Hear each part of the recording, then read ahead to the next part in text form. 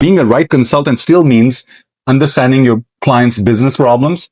And again, goes back to that whole thing. How do you get to the trust in the advice, right? Both of those have to come together, that this number crunching part should just be automated for you, and that you focus your skills more all through the day, understanding which ideas can I bring to my client for doing this problem statement that I'm doing.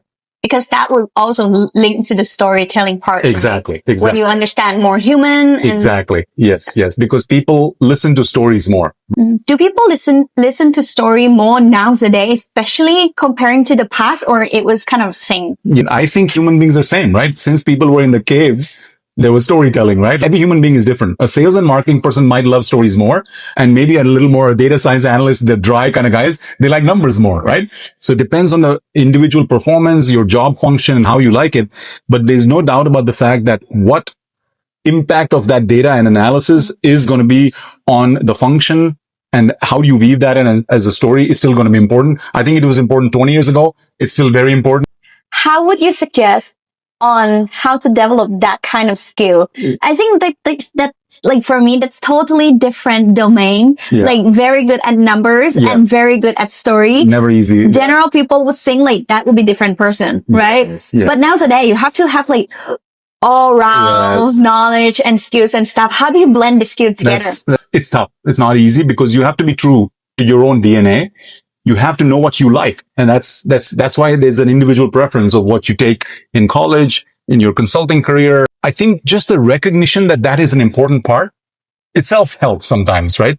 So if you're a very dry number crunching person and you kind of come up with the right analysis, yes, maybe your skill is just that, and be good at that and be very deep.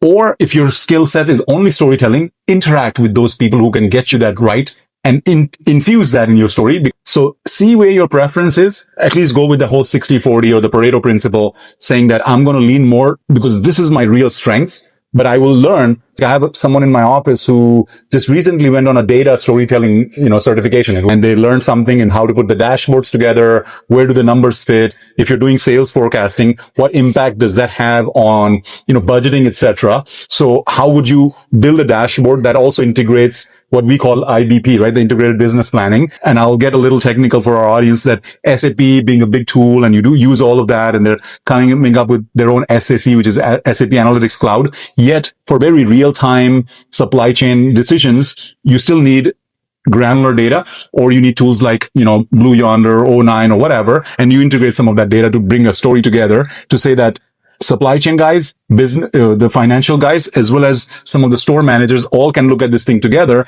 and they understand how these numbers are working.